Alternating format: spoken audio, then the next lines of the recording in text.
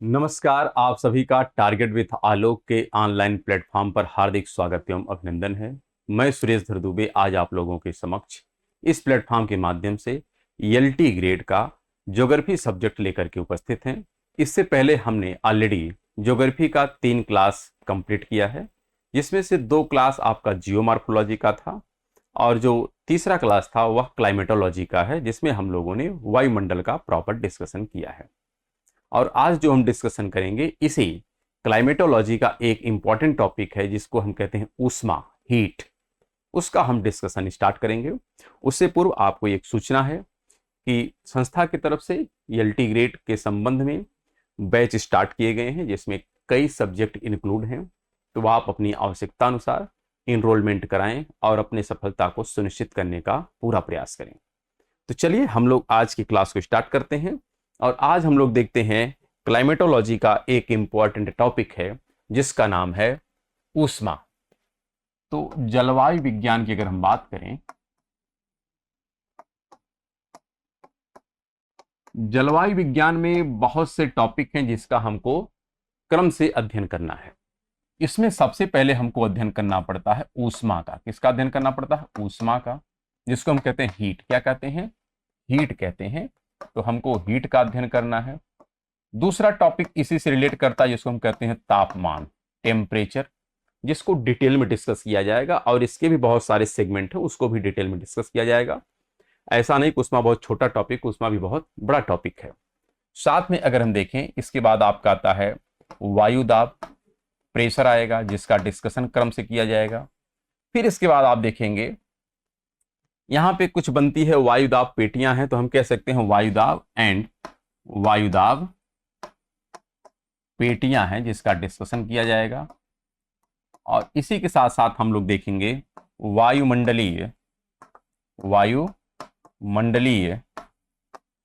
परिसंचरण चक्र। क्या देखेंगे? वायुमंडलीय परिसंचरण चक्र। और इसी चक्र में हम लोग कई टॉपिक डिस्कस करेंगे, जिसमें हम लोगों को डिस्कस करना होगा। बेसिकली अगर देखें तो इसमें हमको एक होती है प्रचलित पवनें। क्या है? प्रचलित पवन, इसका डिस्कशन होगा। इसके साथ साथ जेट स्ट्रीम का डिस्कशन होगा। किसका होगा? जेट स्ट्रीम का। और प्लस इसी के साथ होता है वाताग्र। किसका डिस्कशन होता है? वाताग्र का। इसके आगे बढ़ते हैं तो हमको चक्रवात और प्रतिचक्रवात का डिस्कशन करना है। किसका करना है? चक्रवात प्लस प्रति चक्रवात का हमको क्या करना है? डिस्कशन करना है। और इसके बाद हम लोग देखते हैं कुछ पॉइंट है जिसमें है स्थानीय पवनें हैं। क्या है? स्थानीय पवन है, इसका डिस्कशन किया जाएगा। इसके साथ साथ हम लोगों को पढ़ना पड़ता है बादल है। क्या है? बादल है। बादल प्लस वर्षा का डिस्कशन किया जाएगा। फिर हम और आगे बढ़ते हैं तो मिलता है वर्षा का जलवायु प्रदेश। क्या मिलता है? जलवायु प्रदेश, इसका भी डिस्कशन किया जाएगा। और जलवायु प्रदेश का डिस्कशन करने के साथ साथ हम लोग इसी में कोपेन का, थानथवेट का और ट्रिवार्था का जो मॉडल है उसको भी प्रॉपर डिस्कशन करेंगे। तो यह सब टॉपिक हम लोग अपने क्लाइमेटोलॉजी की सेगमेंट में प्रॉपर डिस्कशन करेंगे और एक सीक्वेंस में करेंगे। और इसी क्लाइमेटोलॉजी का एक पहला जो टॉपिक था जिसमें हम लोगों ने एटमॉस्फेयर को डिस्कस किया है कल के क्लास में। और आज जो हम डिस्कस करेंगे यह होगा ऊष्मा अर्थात हीट। तो आइए हीट को समझते हैं कि हीट क्या है या ऊष्मा क्या है। तो अगर हम बात करें हीट की, या इसी को हम कहते हैं ऊष्मा। क्या कहते हैं? ऊष्मा। तो इसके संदर्भ में ये कहा जाता है यह एक प्रकार की ऊर्जा है। हीट क्या है? यह एक प्रकार की ऊर्जा है। बहुत बेसिक है। यह एक प्रकार की ऊर्जा है जिसका मात्रक कैलोरी है। क्या है? जिसका मात्रक कैलोरी है। तो बहुत बेसिक इसकी परिभाषा है कि ऊष्मा क्या है? एक प्रकार की ऊर्जा है जिसका मात्रक क्या है? कैलोरी है। बहुत सिंपल है। फिर प्रश्न उठता है कि ऊष्मा एक स्थान से दूसरे स्थान पर कितने प्रकार से ट्रांसफर होती है, अर्थात उसको हम कहते हैं ऊष्मा के स्थानांतरण की विधियां क्या है। ऊष्मा की, ये तो बेसिक हो गया ऊष्मा क्या है। अब सेकंड इसका पॉइंट आता है ऊष्मा के स्थानांतरण की विधियां क्या है। ऊष्मा के स्थानांतरण की विधियां, ऊष्मा के स्थानांतरण की क्या है, विधियां हैं। इस विधि में 4 विधि बताई जाती है। कितनी विधि बताई जाती है, 4 विधि का यहां पर प्रॉपर डिस्कशन किया जाता है।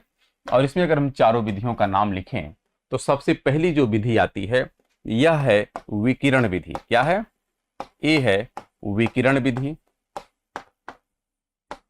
दूसरी विधि है जिसको हम कहते हैं चालन विधि। क्या कहते हैं, चालन विधि। तीसरा यहां पे है जिसको हम कहते हैं समवहन। क्या कहते हैं, समवहन विधि। और लास्ट है जिसको हम कहते हैं अभिवहन। क्या कहते हैं, अभिवहन विधि। तो यहां पर हम लोगों को ध्यान रखना है, यह जो पॉइंट लिखे गए हैं इनका यूज किया जाता है अलग अलग स्थानों पर कि विकिरण विधि का कहां यूज होगा, चालन विधि का कहां पर यूज होगा, या संवहन विधि का या अभिवहन विधि को। यह जो विकिरण विधि है इसी को कहते हैं रेडिएशन प्रोसेस। क्या कहते हैं इसको, इसको कहते हैं रेडिएशन प्रोसेस। ये है रेडिएशन प्रोसेस। यह आपका है कंडक्टिंग प्रोसेस। क्या है, कंडक्टिंग प्रोसेस है। यह आपका है कन्वेक्शन। इसको क्या कहते हैं, इसको कहते हैं कन्वेक्शन। और इसको कहते हैं एडवेक्शन। क्या कहते हैं, एडवेक्शन। तो यहां पर 4 मैकेनिज्म है जिसके माध्यम से एनर्जी एक प्लेस से दूसरे प्लेस पर ट्रांसफर होती है। अब इन सबको थोड़ा सा डिटेल में समझना है। सबसे पहले हम देखते हैं रेडिएशन प्रोसेस से जो एनर्जी ट्रांसफर होती है, यहां पे ट्रांसफर जो होगी बिना किसी माध्यम के। क्या है, बिना किसी माध्यम के, ध्यान रखिएगा, बिना किसी माध्यम के एक स्थान से दूसरे स्थान पर स्थानांतरित होती है, स्थानांतरित होती है। उसे हम क्या कहते हैं, विकिरण विधि। अर्थात विकिरण विधि में किसी भी मीडियम की आवश्यकता नहीं पड़ती है। Without any medium energy can flow from one place to another place. बहुत बेसिक यहां पर डेफिनेशन है। और इस सेगमेंट में अगर हम देखें तो उदाहरण के तौर पर जब सन से एनर्जी हमारे धरती की तरफ आती है तो वह रेडिएशन प्रोसेस से आती है, जहां पर एनर्जी के फ्लो में किसी भी प्रकार के माध्यम की आवश्यकता नहीं पड़ती है। तो यह बहुत बेसिक सेगमेंट है। बिना किसी माध्यम की एनर्जी ट्रांसफर हो रही है, जैसे सन से कहां पे आती है, पृथ्वी की तरफ आती है। तो बहुत बेसिक बात हो गई, लेकिन इसको थोड़ा सा और डिटेल में समझना है। साथ में इसको अभी समझते हैं। लेकिन अगर इनकी हम बात करें तो यह जो चालन विधि है इसमें भी माध्यम की आवश्यकता पड़ेगी। इन तीनों में क्या पड़ेगी, इसमें माध्यम की आवश्यकता पड़ेगी। किसकी आवश्यकता पड़ेगी, माध्यम की आवश्यकता पड़ती है, माध्यम की आवश्यकता पड़ती है। तो डिफरेंस बहुत बेसिक हो गया। एक ऐसा माध्यम है, मतलब एक ऐसा प्रोसेस है जहां पर किसी ना किसी प्रकार के मीडियम की आवश्यकता पड़ेगी। उसमें आपका चालन है, उसमें आपका संवहन है, और कौन सा है, अभिवहन है। लेकिन जो रेडिएशन प्रोसेस है यहां पर बिना किसी माध्यम के एनर्जी एक स्थान से दूसरे स्थान पर ट्रांसफर होती है। जैसे सन रे सन से कहां पर ट्रांसफर होती है, पृथ्वी के तरफ। लेकिन इसको थोड़ा सा और ज्यादा हम लोग एक्सप्लोर करते हैं, थोड़ा और ज्यादा इसको एक्सटेंड करते हैं। अगर हम विकिरण विधि की बात करें, किसकी बात करें, विकिरण विधि की, तो विकिरण विधि में भी एनर्जी का जो फ्लो होता है यह 2 रूपों में होता है। एनर्जी का फ्लो 2 रूपों में होता है। एक होता है शॉर्ट वेव रेडिएशन के रूप में, और एक होता है लॉन्ग वेव रेडिएशन के रूप में। यहां पर शॉर्ट वेव क्या है, लॉन्ग वेव क्या है, इसको भी प्रॉपर डिफाइन किया जाएगा जब आगे चल करके हम लोग सन को स्टडी करेंगे तो। क्योंकि सन से जो एनर्जी आती है वह एक स्पेक्ट्रम के रूप में आती है, जहां पे शुरुआत होती है गामा रे से, जिसमें गामा रे है, एक्स रे है, आपका अल्ट्रावायलेट रे है, विजिबल रे है। तो यह सब जो वेवलेंथ होती हैं और इंफ्रारेड, यह सब शॉर्ट वेव की कैटेगरी में आती हैं। लेकिन उसके बाद की जब बात करते हैं तो सब किस में आती है, लॉन्ग वेव रेडिएशन के रूप में आती है। लेकिन रेडिएशन में भी दो एप्लीकेशन है, एक आपका शॉर्ट वेव है और एक आपका कैसा है, लॉन्ग वेव है। तो थोड़ा इसको हम लोग डिटेल में समझते हैं। शॉर्ट वेव जो एनर्जी फ्लो है यह सन टू अर्थ है। किधर से चलती है, सन से अर्थ की तरफ। सन से अर्थ की तरफ जो एनर्जी का फ्लो होता है वह शॉर्ट वेव रेडिएशन के रूप में होता है। अगर लॉन्ग वेव रेडिएशन की बात करें तो यहां पर अर्थ से, कहां से, अर्थ से यह ट्रांसफर होती है कहां पर, हमारे एटमॉस्फेयर में, या हम बात कर सकते हैं यहां पे बेसिकली वही हो सकता है, एटमॉस्फेयर में। अर्थात पृथ्वी से वायुमंडल में जो एनर्जी फ्लो होती है, ट्रांसफर होती है, वह लॉन्ग वेव रेडिएशन के रूप में होती है। और सन से जो एनर्जी पृथ्वी की तरफ आती है वह किस रूप में आती है, शॉर्ट वेव रेडिएशन के रूप में आती है। यहां पर एक प्रश्न और उठता है कि जो रेडिएशन है, अर्थात यह वेवलेंथ के आधार पे ही हम कहते हैं लॉन्ग वेव और शॉर्ट वेव रेडिएशन। तो यहां पर एक नियम आता है जिसको हम कहते हैं प्लैंक का नियम। किसका नियम है, प्लैंक का नियम है। प्लैंक का नियम ये कहता है कि स्रोत का तापमान का संबंध जो है यह वेवलेंथ से है, लेकिन कैसा, व्युत्क्रमानुपाती। कैसा है, व्युत्क्रमानुपाती। तो हम कह सकते हैं ऊष्मा, या सिंपल लिख दीजिएगा ऊर्जा के स्रोत का तापमान, ऊर्जा के स्रोत का तापमान से कैसा संबंध है वेवलेंथ का, व्युत्क्रमानुपाती। इसका व्युत्क्रमानुपाती संबंध किससे, वेवलेंथ से। अर्थात अगर स्रोत, ऊर्जा का जो स्रोत है इसका टेम्परेचर ज्यादा होगा तो वेवलेंथ छोटी होगी, और अगर ऊर्जा का स्रोत कम टेम्परेचर का है तो वेवलेंथ बड़ी होगी। अर्थात सन एक ऐसा ऊर्जा का स्रोत है जो हाई टेम्परेचर का है, तो वहां से कौन सी रेडिएशन आती है, शॉर्ट वेव। लेकिन पृथ्वी जो एनर्जी को एमिट करती है, कैसे करती हो तो आगे का प्रश्न है, लेकिन यह जो इमिट करती है इसका एनर्जी का स्रोत कैसा है, कम टेम्परेचर का है, तो यहां से वेवलेंथ कैसे निकलेगी, लॉन्ग वेव रेडिएशन के रूप में निकलती है। तो यह किसका नियम है, प्लैंक का नियम है। प्लैंक ने कहा है ऊर्जा के स्रोत का तापमान का वेवलेंथ से कैसा संबंध है, व्युत्क्रमानुपाती संबंध है। तो यह बात तो ठीक हो गई। सन से जो एनर्जी पृथ्वी तक आती है उसको कहते हैं शॉर्ट वेव रेडिएशन, और पृथ्वी से जो एनर्जी एटमॉस्फेयर में ट्रांसफर होती है वह लॉन्ग वेव रेडिएशन के रूप में ट्रांसफर होती है। बहुत बेसिक सा यह कॉन्सेप्ट था। फिर हम आते हैं अगले पॉइंट पर।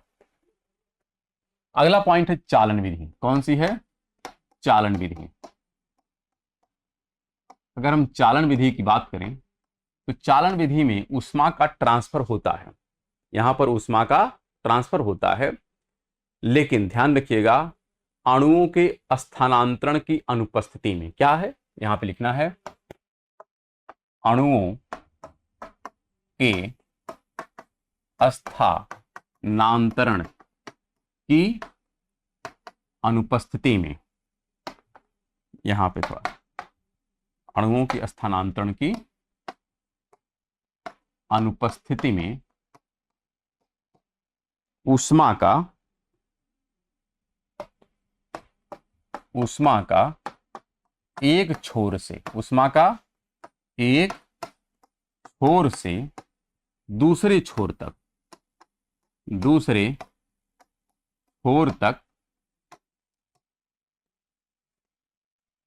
उस दूसरे छोर तक स्थानांतरण को क्या कहते हैं, चालन विधि कहते हैं। क्या कहते हैं, चालन विधि कहते हैं। अब यहां पर एक बात समझना है कि लिखा गया है अणुओं के स्थानांतरण की अनुपस्थिति में, तो अणु का स्थानांतरण नहीं हो रहा है, इसका तात्पर्य है यह जो माध्यम है यह कैसा माध्यम है, ठोस माध्यम है। इससे यह निष्कर्ष निकलता है, अर्थात ठोस माध्यम में, किस माध्यम में, अर्थात ठोस माध्यम में ऊष्मा के स्थानांतरण की विधि को क्या कहते हैं, ऊष्मा के स्थानांतरण को क्या कहते हैं, चालन कहते हैं। क्या कहते हैं, चालन कहते हैं। लेकिन अगर बेसिक आप परिभाषा देखें तो ऊपर वाला ज्यादा बेहतर होता है, लेकिन उसी का एप्लीकेशन आपका सेकंड वाला है कि अर्थात ठोस माध्यम में ऊष्मा के स्थानांतरण को हम क्या कहते हैं, चालन कहते हैं। ठीक है, कोई यहाँ पे समस्या है नहीं, और हमें यह उम्मीद भी है कि आप लोगों को यह पता भी है, और पूछा तो नहीं जाएगा लेकिन इसका यूज किया जाएगा आगे किसी ना किसी रूप में, इसलिए इन सबको लिखा जा रहा है। फिर अगला आता है, इसको हम कहते हैं समवहन और अभिवहन। क्या है, दो यहाँ पे हैं, तो दोनों को एक साथ हम लिखेंगे, एक है समवहन और एक आपका है अभिवहन। क्या है, अभिवहन। यह दोनों जो एनर्जी का ट्रांसफर होता है इसमें भी माध्यम की आवश्यकता होगी, लेकिन यह किसी भी तरल और गैस में, ध्यान रखिएगा, किसी भी तरल एवं गैस में, किसी भी तरल एवं गैस में ऊष्मा के स्थानांतरण को हम लोग क्या कहते हैं, संवहन कहते हैं या तो अभिवहन कहते हैं। लेकिन दोनों के संदर्भ में अलग अलग परिभाषा लिखी जाती है। अगर इसके विषय में हम लिखें तो यहां पे हमको कहना होगा, इसको लेते हैं, देखते हैं कलर कौन सा लगता है। यहां पे अगर हम लें तो हम कह सकते हैं किसी भी तरल एवं गैस में, क्या,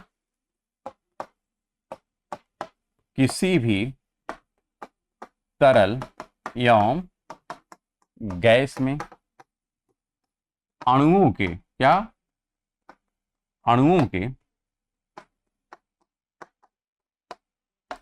ऊर्ध्वाधर, क्या, अणुओं के ऊर्ध्वाधर स्थानांतरण के द्वारा, अणुओं के ऊर्ध्वाधर स्थानांतरण के द्वारा ऊष्मा के स्थानांतरण को क्या कहते हैं, संवहन कहते हैं। क्या कहते हैं, संवहन कहते हैं। तो बहुत बेसिक है, क्या कह रहा है, किसी भी तरल एवं गैस में अणुओं के ऊर्ध्वाधर स्थानांतरण के द्वारा ऊष्मा का जो ट्रांसफर होता है उसको हम क्या कहते हैं, संवहन कहते हैं। बेसिक यहां पर जो अगर आप देखें तो इसका मीनिंग ये है कि अगर मान लेते हैं कि यह एक आपका पात्र है, क्या है, पात्र है, इस पात्र में कोई लिक्विड है या कोई गैस है, जो भी है, यहाँ पे कोई ऐसा बाउंडेशन नहीं है, कुछ भी हो सकता है। अब यहाँ पर अगर एनर्जी का फ्लो वर्टिकली अपवर्ड हो या वर्टिकली डाउनवर्ड हो, ध्यान रखिएगा, वर्टिकली अपवर्ड हो या वर्टिकली डाउनवर्ड हो, तो इस प्रोसेस को हम कहते हैं संवहन विधि। क्या कहते हैं, संवहन विधि, अर्थात कन्वेक्शन प्रोसेस। क्या कहते हैं, कन्वेक्शन प्रोसेस। बहुत बेसिक है। और वहीं पर अगर दूसरे की बात करें, अभिवहन की बात करें, तो उसको भी समझ लेते हैं। अभिवहन में हम लोग क्या कहते हैं, अभिवहन किसी भी गैस एवं तरल में, लिख सकते हैं किसी भी तरल एवं गैस में ऊष्मा के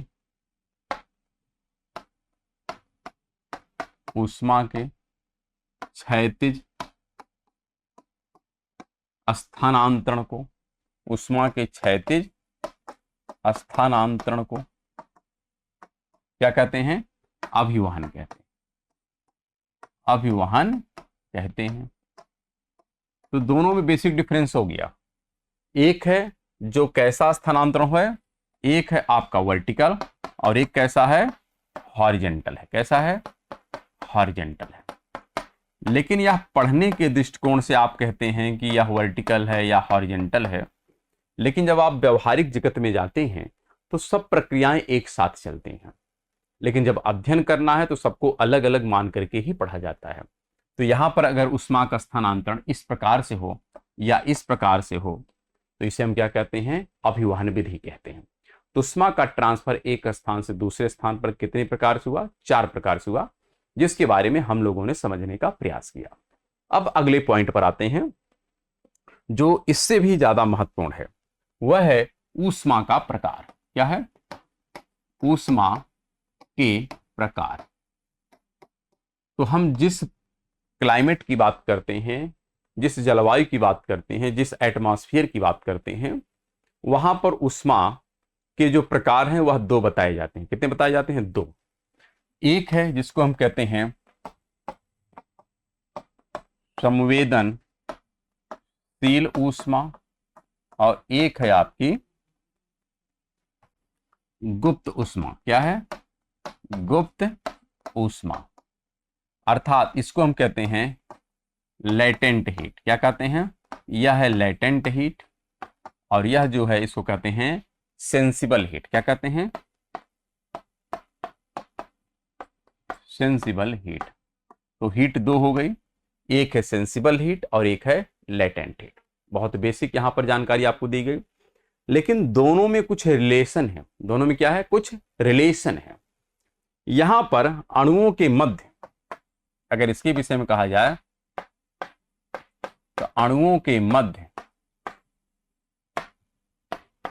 गति के लिए, किसके लिए, गति के लिए उत्तरदायी है। अणुओं के मध्य गति के लिए उत्तरदायी है। बहुत बेसिक है। यहां पे क्या है, अवस्था परिवर्तन में इसका यूज किया जाता है। हम कह सकते हैं अवस्था परिवर्तन के दौरान या तो गुप्त ऊष्मा का या तो गुप्त ऊष्मा का अवशोषण होगा। क्या होगा, अवशोषण होगा या निष्कासन, या निष्कासन। ध्यान रखिएगा, अवस्था परिवर्तन के दौरान गुप्त ऊष्मा का या तो अवशोषण होगा या निष्कासन होगा। बहुत बेसिक यहां पे कॉन्सेप्ट था, कोई बहुत दिक्कत आने वाली है नहीं। अब इन सब का हम थोड़ा सा इस्तेमाल करते हैं और इनका यूज करते हैं कि किस प्रकार से इनका आपस में कन्वर्जन होता है। अर्थात यह दोनों आपस में क्या है, कन्वर्टेबल हैं, एक दूसरे में परिवर्तित भी होते हैं। यहां पर बेसिक ये समझना है कि जो गुप्त ऊष्मा होती है, गुप्त ऊष्मा जो है हमारे जो इंस्ट्रूमेंट हैं या जो हमारे संवेदी अंग हैं, इसको प्रत्यक्ष रूप से एक्सेस नहीं कर सकते हैं। अर्थात अगर आप थर्मामीटर लें, थर्मामीटर एक उबलते हुए जल में डालें और थर्मामीटर एक जलवाष्प में डालें जो भाप बन रही है, थर्मामीटर में दोनों का टेम्परेचर कितना बताएगा, 100 डिग्री सेंटीग्रेड। तो यह जो 100 डिग्री सेंटीग्रेड जिसको हमने सेंस किया वह उसका है सेंसिबल हीट है। क्या है, सेंसिबल हीट है। लेकिन यहीं पर जब जल जलवाष्प में बदलता है या जलवाष्प जब जल में बदलता है तो यहां पर गुप्त ऊष्मा का आदान प्रदान होता है। या तो गुप्त ऊष्मा ली जाएगी या तो गुप्त ऊष्मा दी जाएगी। सेम कहानी मिलती है जब कोई जल बर्फ में बनता है या कोई बर्फ जब पुनः जल में तब्दील होता है, तो इस प्रक्रिया के दौरान भी गुप्त ऊष्मा का आदान प्रदान होता है। तो इसको थोड़ा सा हम लोग सरल भाषा में समझने का प्रयास करते हैं कि कैसे इसका कन्वर्जन होता है एक दूसरे में। तो यहां पे हम लोग थोड़ा समझते हैं। चलिए,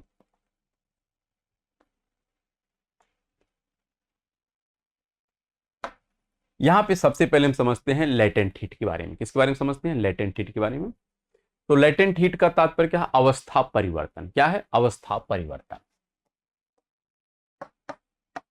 लेटेंट हीट, अर्थात अवस्था परिवर्तन के दौरान या तो इसका निष्कासन होगा या तो इसका अवशोषण होगा। बहुत बेसिक कॉन्सेप्ट है, ठीक है। तो हम मान लेते हैं कि हमारा जल है, क्या है, जल है, यह कन्वर्ट हो रहा है बर्फ में। किसमें कन्वर्ट हो रहा है? बर्फ में। इसको हम कहते हैं, एक प्रकार से यह है मेल्टिंग पॉइंट। कैसा पॉइंट है? Melting point. मेल्टिंग पॉइंट का मतलब बर्फ जल में कन्वर्ट हो रहा है, या जब जल बर्फ में होता है तो इसको कहते हैं फ्रीजिंग पॉइंट। तो लेकिन हम कह सकते हैं मेल्टिंग या फ्रीजिंग, दोनों का संदर्भ यहां पर एक ही आप लीजिएगा। तो इसको हम कह सकते हैं मेल्टिंग या फ्रीजिंग। क्या कह सकते हैं? फ्रीजिंग। दोनों काम हो सकता है। लेकिन जब जल बर्फ में कन्वर्ट होता है या बर्फ जब जल में कन्वर्ट होता है तो यहां पर गुप्त उष्मा या तो ली जाएगी या तो दी जाएगी। लेकिन कितना आदान प्रदान होता है यह समझना जरूरी है। तो यहां पर जो गुप्त उष्मा है, यहां पर गुप्त उष्मा का जो मान है यह मिलता है 80 कैलोरी। कितना मिलता है? 80 कैलोरी। वैसे 80 तो नहीं है, वैसे मिलता है 79। लिख देते हैं क्या? 79 मिलता है, 79 कैलोरी है। इसका अर्थ है कि 1 ग्राम बर्फ को जल में कन्वर्ट होने के लिए या 1 ग्राम जल को बर्फ में कन्वर्ट होने के लिए या तो गुप्त उष्मा ली जाएगी या तो दी जाएगी। बहुत बेसिक है। अब कब ली जाएगी कब दी जाएगी यह जानना जरूरी है। कब ली जाएगी और कब दी जाएगी यह भी जानना जरूरी है। तो अब इसको हम समझते हैं। हम मानते हैं कि यहां पे है हमारा जल। क्या है? जल। जल किस में कन्वर्ट हो रहा है? बर्फ में। तो जब जल बर्फ में कन्वर्ट होगा तो इसका तात्पर्य है इस जल में से गुप्त उष्मा को निकालना पड़ेगा। गुप्त उष्मा को क्या करना पड़ेगा? निकालना पड़ेगा। कितना? प्रति ग्राम 80 कैलोरी या 79 कैलोरी उष्मा का क्या करना पड़ेगा? निष्कासन करना पड़ेगा। तो यहां पर गुप्त उष्मा का क्या होगा? यहां पर गुप्त उष्मा का निष्कासन होगा। क्या होगा? गुप्त उष्मा का निष्कासन होगा। कितना होगा? 80 कैलोरी प्रति ग्राम के अनुसार, जितना जल है उसके अनुसार यह एनर्जी यहां पर बाहर निकाली जाएगी। जब बाहर निकाली जाएगी तब जाके यह बर्फ जमेगा। तो जिस दर से निष्कासन होगा उसी दर से बर्फ जमेंगे। लेकिन आप समझिएगा, यह जो जल है यह जिस एटमॉस्फेयर में है, जिस सराउंडिंग में है, यह जल जिस सराउंडिंग में है अर्थात जिस परिवेश में है, इस किसी न किसी परिवेश में होगा, कोई न कोई परिवेश है। मान लेते हैं उस परिवेश का जो तापमान है, इसका जो टेम्परेचर है, यह टेम्परेचर आपका लिख देते हैं यहां पर, यह है 20 डिग्री सेंटीग्रेड। कितना है? 20 डिग्री सेंटीग्रेड में एक जल राशि है, या मान लेते हैं यह रूम है, इस रूम में हमने जल को रखा है और लगातार उसको हम बर्फ में कन्वर्ट करने का प्रोसेस कर रहे हैं। और इस रूम का टेम्परेचर है मान लेते हैं 20 डिग्री सेंटीग्रेड। तो जब जल बर्फ में कन्वर्ट होगा तो प्रति ग्राम के अनुसार कितनी एनर्जी को एमिट करेगा? 80 कैलोरी। और यह जो एनर्जी निकलेगी यह अपने आसपास के एरिया में ही बिखेरेगा। भाई जिस वातावरण में उस जल को रख करके हम जमा रहे हैं उस वातावरण के तापमान को क्या करेगा? बढ़ाने लगेगा, निश्चित तौर पर बढ़ाएगा। तो जो यह वातावरण है, जिस वातावरण का टेम्परेचर यहां पे हमने 20 डिग्री सेंटीग्रेड लिखा है, यह इस परिवेश का क्या है? सेंसिबल हीट है। यह क्या है? यह इसका है सेंसिबल हीट। ध्यान रखिएगा, यह इसका है संवेदनशील उष्मा है। क्या है? संवेदनशील उष्मा है। जिस परिवेश में जल राशि रखी गई है उस परिवेश का जो तापमान है वह तापमान क्या कहलाता है? इस जल राशि का सेंसिबल हीट कहलाता है। लेकिन यह जब जल राशि कन्वर्ट होती है बर्फ में तो प्रति ग्राम के अनुसार 80 कैलोरी उष्मा का निष्कासन करती है। तो जब यह उष्मा निकलती है तो इससे क्या होगा? हमारे सराउंडिंग का, ध्यान रखिएगा, परिवेश का, क्योंकि एनर्जी कहां जाएगी? परिवेश में ही जाएगी। तो परिवेश का जो तापमान है यह क्या करेगा? बढ़ेगा। क्या करेगा? बढ़ेगा। अर्थात यहां पर सेंसिबल हीट का मान बढ़ेगा। किसका मान बढ़ेगा? सेंसिबल हीट का मान बढ़ेगा। इसका संदर्भ ए है। इसका अर्थ क्या है? सेंसिबल हीट जो है ये हमारी बढ़ेगी। सेंसिबल हीट का मान क्या होगा? बढ़ेगा। अर्थात जब गुप्त उष्मा का निष्कासन होगा तो सेंसिबल हीट का मान बढ़ेगा। ये बात तो ठीक है। किस दर से बढ़ेगा, किस दर से घटेगा, वह अलग प्रश्न है। लेकिन 80 कैलोरी के अनुसार या तो बढ़ेगा या तो घटेगा। लेकिन बढ़ेगा कब? जब जल बर्फ में कन्वर्ट होता है तो गुप्त उष्मा का निष्कासन किया जाता है, जिससे परिवेश का तापमान बढ़ने लगता है, अर्थात सेंसिबल हीट का मान बढ़ जाता है। और जो परिवेश का तापमान पहले से था वह इस जल राशि का क्या है? सेंसिबल हीट था।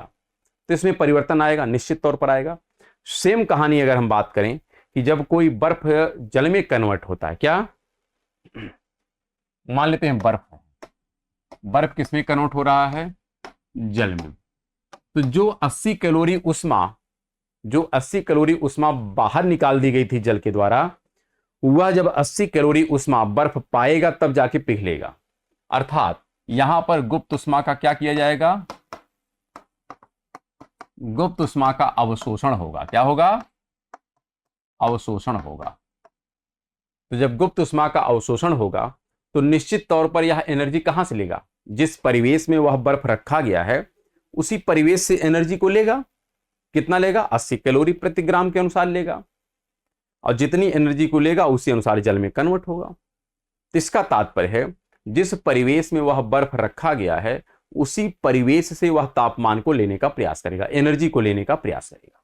अर्थात गुप्त उष्मा का यहां पे क्या होगा? अवशोषण होगा। जब गुप्त उष्मा का अवशोषण होगा तो ऐसी कंडीशन में परिवेश का जो सेंसिबल हीट है, क्या परिवेश का जो सेंसिबल हीट है ये क्या होगा? कम होगा।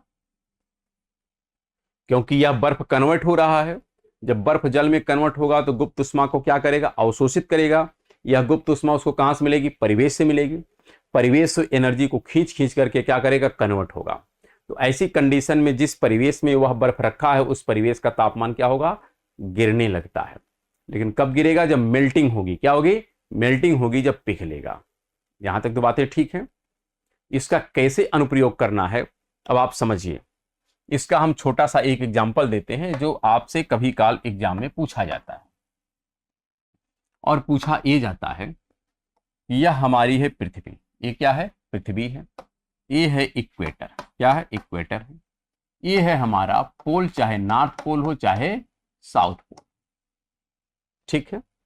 जो हिमाच्छादित है। कैसा? हिमाच्छादित है, अर्थात बर्फ से ढका हुआ है, अर्थात टेम्परेचर कम है। सिंपल सी बात है। यहां का टेम्परेचर ज्यादा है और यहां का टेम्परेचर क्या है? कम है। लेकिन जो न्यूनतम टेम्परेचर रिकॉर्ड किया जाता है वह पोलर एरिया में नहीं है। न्यूनतम टेम्परेचर जो रिकॉर्ड किया जाता है, जो दर्ज किया जाता है, वह पोलर एरिया में नहीं है। जबकि पोलर एरिया कैसी सतह है? यह पूरी तरीके से हिमाच्छादित है। कैसी है? यह हिमाच्छादित है। लेकिन फिर भी इसका तापमान उतना कम नहीं है जितना कम तापमान आपको मिलता है कहां पे? सब पोलर एरिया में, अर्थात 66.5 डिग्री नॉर्थ में। यहां का टेम्परेचर पोल की तुलना में ज्यादा कम है। क्यों? यह सब पोलर एरिया है। यहां पे लगातार मेल्टिंग होती है। क्या होती है? यहां पर होती है मेल्टिंग। ध्यान रखिएगा, यहां पर कौन सा प्रोसेस होता है? यहां पर मेल्टिंग होती है। मेल्टिंग का अर्थ क्या है? बर्फ लगातार कन्वर्ट होता है किसमें? बर्फ कन्वर्ट होता है जल में। किसमें कन्वर्ट होता है? जल में। जब कन्वर्ट होगा तो क्या होगा? गुप्त उष्मा का यहां पे अवशोषण किया जाएगा। और जब गुप्त उष्मा का अवशोषण किया जाएगा तो उस परिवेश का तापमान क्या होगा? घटने लगेगा। अर्थात सब पोलर एरिया में मेल्टिंग का प्रोसेस चल रहा है, इसलिए वहां के परिवेश का तापमान पोलर एरिया की तुलना में कम हो जाता है।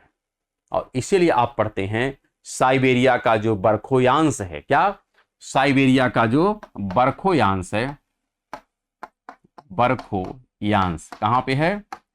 रसिया वाला एरिया है, या कह सकते हैं साइबेरिया का है।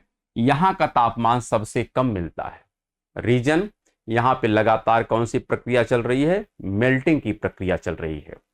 जबकि बर्फ कहां पे है? पोलर एरिया में। रीजन क्या है? मेल्टिंग होगी, तो स्वाभाविक सी बात है गुप्त उष्मा का परिवेश से क्या किया जाएगा?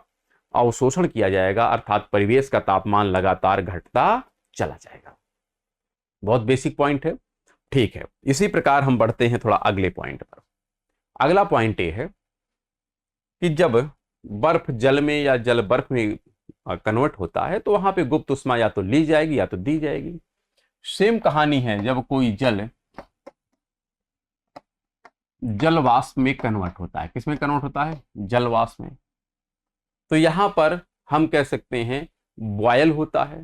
क्या होता है? बॉयल होता है, अर्थात क्वथनांक बिंदु है क्या? Boiling point. तो यहां पर मिलता है बॉइलिंग पॉइंट। क्या है? बॉइलिंग।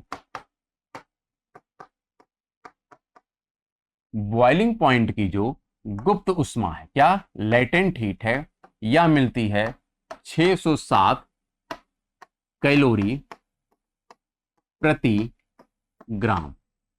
अर्थात 1 ग्राम जल को यदि जलवाष्प में कन्वर्ट करना है तो जलवाष्प में ध्यान रखिएगा एक्स्ट्रा एनर्जी होती है। तो यह जल क्या करेगा? अपने परिवेश से एनर्जी को अवशोषित कर लेगा, तब किसमें कन्वर्ट होगा? जलवाष्प में। सेम कहानी है, जब जलवाष्प जल में कन्वर्ट होगा तो गुप्त उष्मा क्या करेगा? बाहर निकाल देगा। क्या करेगा? बाहर निकाल देगा। कितना? 607 कैलोरी प्रति ग्राम के अनुसार। यह फैक्ट है जिसको आपको याद करना पड़ेगा।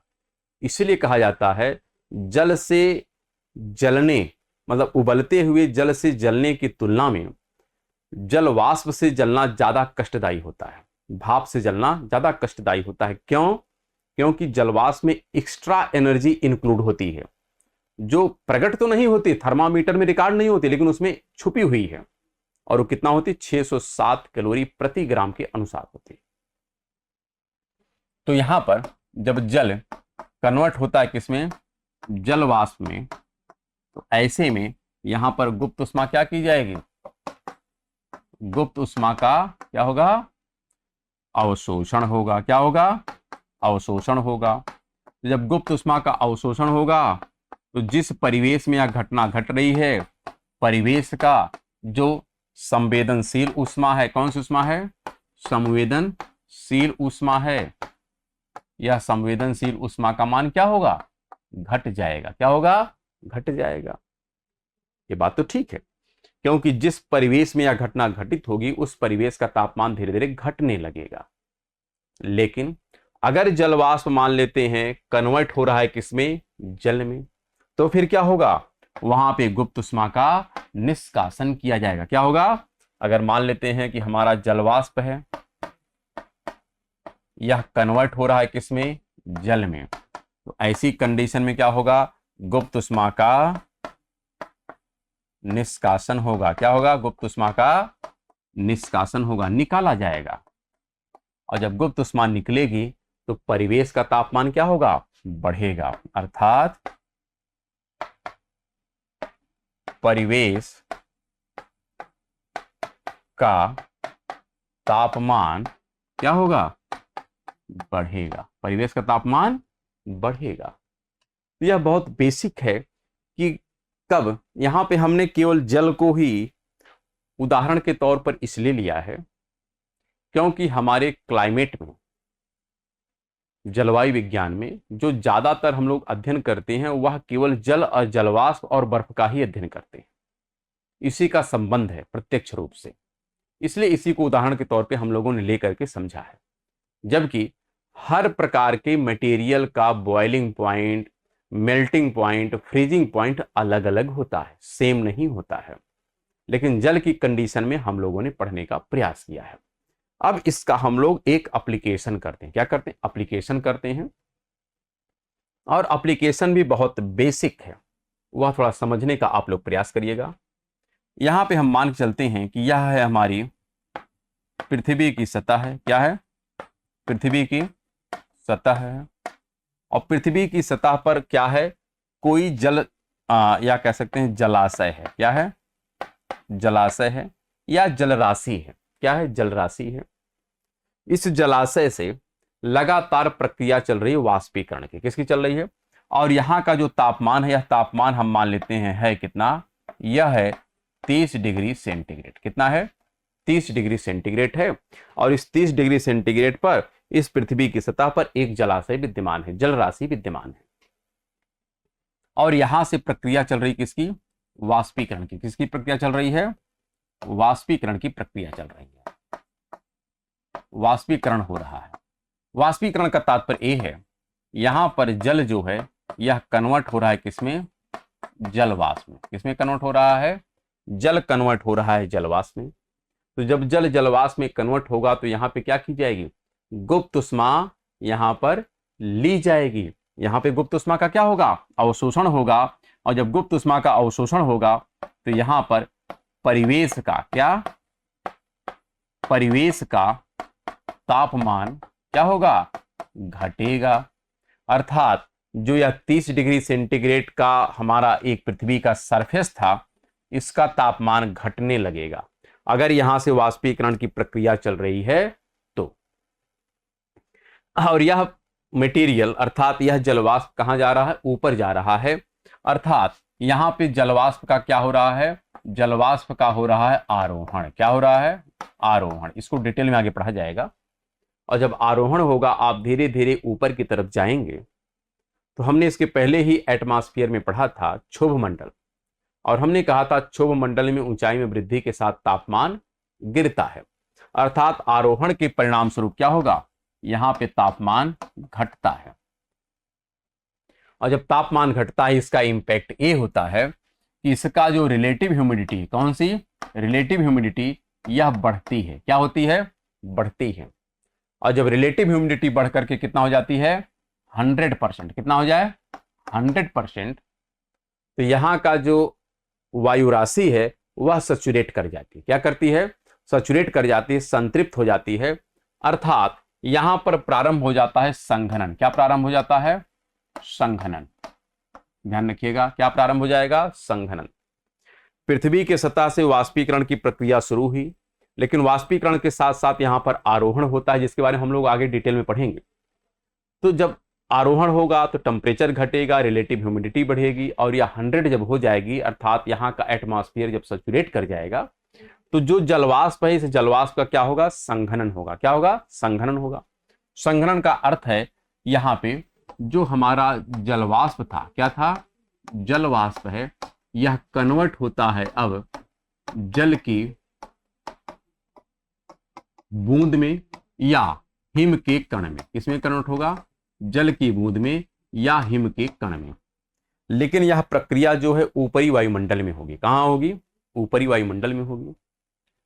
और जब यहां पर कन्वर्जन हो रहा है फिर से जलवाष्प का जल में, तो यहां पर गुप्त उष्मा का क्या होगा? यहां पर गुप्त उष्मा का निष्कासन होगा। क्या होगा? गुप्त उष्मा का निष्कासन होगा। और जब गुप्त उष्मा का निष्कासन होगा तो ऐसी परिवेश में या ऐसी परिस्थिति में ऊपरी वायुमंडल का तापमान क्या होगा? बढ़ने लगेगा। क्या होगा? इसके परिणाम स्वरूप क्या होगा? ऊपरी वायुमंडल का तापमान क्या होगा? यह बढ़ने लगेगा। बढ़ेगा कि नहीं बढ़ेगा? निश्चित तौर पर बढ़ेगा, क्योंकि आपने पहले ही देखा है जब जल जलवाष्प में कन्वर्ट होता है तो उष्मा घटती है, और जब जलवाष्प जल में कन्वर्ट होता है तो उष्मा बढ़ती है। यह प्रक्रिया पृथ्वी के सतह पे हो रही है और यह प्रक्रिया ऊपरी वायुमंडल में हो रही है। अर्थात इस प्रोसेस से पृथ्वी के सतह और ऊपरी वायुमंडल के तापमान में संतुलन स्थापित करने का कार्य किया जाता है, कि जिससे तापमान में संतुलन हो जाए सतह और ऊपरी वायुमंडल में। और इस कारण से आप देखेंगे कि पृथ्वी के सतह से जब ऊपरी वायुमंडल की तरफ जाते हैं तो यहां का तापमान धीरे धीरे घट रहा है और यहां का तापमान धीरे धीरे बढ़ रहा है। और यह प्रक्रिया तब तक चलती है जब तक सतह का तापमान और ऊपरी वायुमंडल का तापमान बराबर ना हो जाए। और जब बराबर हो जाता है प्रक्रिया बंद हो जाती है, और जैसे फिर असमानता होती है फिर से प्रक्रिया स्टार्ट हो जाती है। और यही जो जल की बूंद और हिम के कण हैं, यही जल की बूंद और हिम के कण फिर पृथ्वी की सतह पर क्या, पृथ्वी के सतह पर गुरुत्वाकर्षण के अधीन, ध्यान रखिएगा किसके अधीन, गुरुत्वाकर्षण के अधीन वर्षा के रूप में आते हैं। किस रूप में आते हैं, वर्षा के रूप में आते हैं। तो यहां पे हम ध्यान रखिएगा, ना तो वर्षा पढ़ रहे हैं, ना तो संघनन पढ़ रहे हैं, ना तो वाष्पीकरण पढ़ रहे हैं। यह सब आगे और डिटेल में पढ़ा जाएगा। बस यहां पर आपको ओवरऑल समझाने का यह हमने प्रयास किया है कि जब अवस्था बदलती है तो ऊष्मा का या तो निष्कासन होगा या तो ऊष्मा का अवशोषण होगा। और उसका यह एक उदाहरण था कि पृथ्वी की सतह पे वाष्पीकरण होता है। अगर कोई जलाशय है तो यहाँ का तापमान धीरे धीरे घटता है, और यही जब जलवाष्प ऊपरी वायुमंडल में जाता है तो इसका संघनन होता है, जिससे ऊपरी वायुमंडल का तापमान धीरे धीरे बढ़ने लगता है, क्योंकि वहां पर ऊष्मा का निष्कासन होता है। तो यहां पर आपको यह बात समझ में आनी चाहिए कि गुप्त ऊष्मा और सेंसिबल हीट आपस में कन्वर्ट होते हैं। आपस में क्या होते हैं, कन्वर्ट होते हैं। अगर गुप्त ऊष्मा का अवशोषण किया जाएगा तो हमारा सेंसिबल हीट घटेगा, और यदि गुप्त ऊष्मा का निष्कासन किया जाएगा तो हमारा सेंसिबल हीट बढ़ेगा। यहां पे आपको यह पॉइंट ध्यान में रखना है कि गुप्त ऊष्मा का अगर अवशोषण होता है, क्या, गुप्त ऊष्मा का अवशोषण, तो इसका इंपैक्ट क्या होगा, हमारी जो संवेदनशील, क्या, संवेदनशील ऊष्मा है ये क्या होगी, कम होगी। अगर अवशोषण करेगा तो संवेदनशील ऊष्मा घटेगी, अर्थात परिवेश का तापमान घटेगा। और यदि गुप्त ऊष्मा का निष्कासन होगा, क्या होगा, निष्कासन होगा, तो यहां पर संवेदनशील ऊष्मा का मान क्या होगा, बढ़ेगा, जिसको आपने प्रैक्टिकली अभी देखा है और समझा है। अब इसके बाद प्रश्न उठता है कि जो यह ऊष्मा है, ऊष्मा का हमने देखा ऊष्मा क्या है, ऊष्मा के प्रकार हमने देखे, और साथ में देखा ऊष्मा का एक स्थान से दूसरे स्थान पर स्थानांतरण कैसे होता है। अब प्रश्न उठता है, इसी में दो टॉपिक और इंक्लूड होते हैं आगे। क्योंकि ऊष्मा जो हमको मिलती है, या जो हमारे वायुमंडल को ऊष्मा मिलती है, या जो पृथ्वी की सतह को ऊष्मा मिलती है, उसका जो प्रत्यक्ष स्रोत है वह है सन। क्या है, सन।